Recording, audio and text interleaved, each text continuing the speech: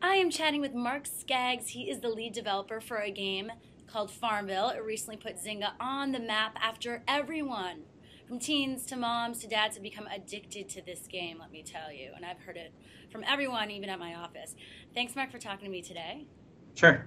So just tell people some numbers in terms of how quickly, Farmville has increased in terms of users. Sure. We launched it on June 19th, and within 4 days, we had 1 million people playing it every single day. It was crazy. We didn't expect that. And today, we have 21 million people playing each day. But that's the number of people that play in one day. We have over 60 million people who play it on a regular basis. That is incredible. So for people who don't know what Farmville is, just give them a little snippet. So Farmville, it's really simple. It's a virtual farm. You go on there, you plant some crops, you wait a while, you harvest them, you decorate them with buildings, you bring animals on it, and then you have cows that you can milk. It's a really simple process. And when I kind of describe it in words, you're going, that doesn't sound, how could that be so interesting? But just trust me, just play it a little bit and you'll see. But you have people that are interested in it, from people that I guess are more traditional gamers to people who aren't. Is that because it's so simple? I mean, it's a pretty simple concept that's just gone haywire, basically. Right. It's gone extremely viral, as we call it.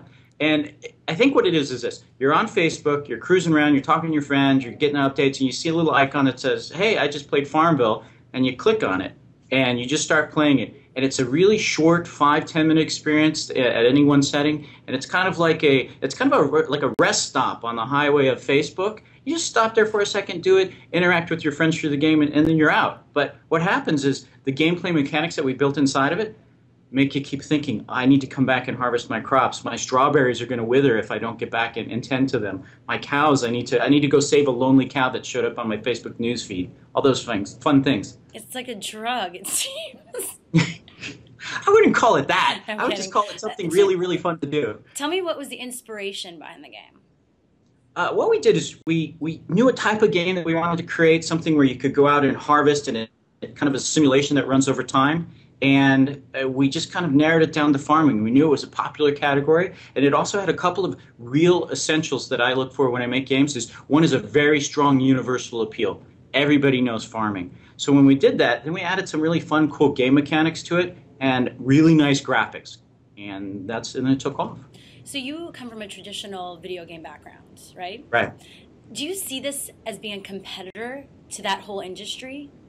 I think anything that competes with people's time is a competitor to every other industry, and certainly Facebook and Facebook social games and games from Zynga really use up people's time. So what we're finding is that, and myself included, as the years go on, time slices get smaller and smaller and smaller. So I don't have time to sit down and play a console game for 2 hours in one setting anymore. But I certainly have 5 or 10 minutes when I'm on Facebook, and that's the kind of market that we're tapping into.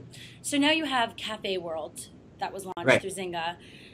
Is that now competing? In September 30th at launch, it already has more than 15 million users, even though it's within the same company. Is that a competitor? No, what we find out is that players play all of our games in different forms and fashions, and it's really an audience that likes Cafe World and Farmville and Yoville. That's a very nice, consistent audience, and since the gameplay experiences are so small and kind of thinly sliced, they can just kind of bop from game to game to game as they sit down to play.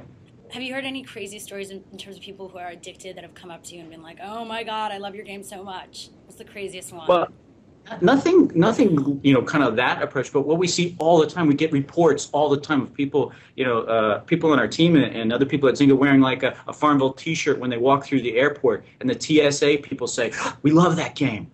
I was walking through SFO last week, and I had one of our swag. It was a Farmville hat, and I saw people in the baggage line pointing and looking.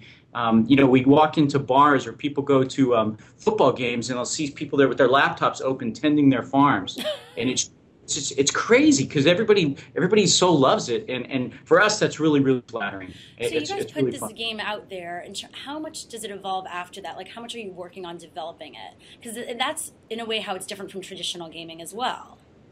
Yep, totally. We look at it as a gaming service. So every single week we put new stuff into the game. We release about twice a week. new features, new art, new gameplay elements, and it's just continually evolving. So the game that we have now is a lot deeper and more rich and even better than it was when we first launched it a few months ago. Now I know you have a Halloween theme. Are we going to see like a Christmas theme? You know, what are the themes that we're going to like? Give us a little hint of other types of fun things you're going to be adding. The easy ones, of course, is we just follow the seasons and the holidays, right? Thanksgiving and Christmas. The cool thing that we're going to do, though, is as each season rolls on and we add more features and more capabilities, we'll be able to even offer a better, deeper experience. Right now, since we're still, we're only in week 17 of the game's launch. And when you think about that and put that in perspective, it's like, only 17 weeks, really? Yeah. But what we're doing is each week as we add more features, we'll be able to go a little bit deeper. So maybe in the Christmas theme, we'll be even able to do more than just the kind of the buildings and stuff we do for Halloween.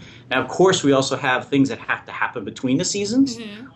We're looking at adding a bunch of social features. One of the things that we're working on right now is the ability to go to other people's farm and fertilize their crops so that they can grow even bigger and better. Add more social mechanics there too. It's a little bit more teamwork. Yeah, that's because it is a social game, and we're always looking for not only what the single-player experience is, but how do you interact with your neighbors.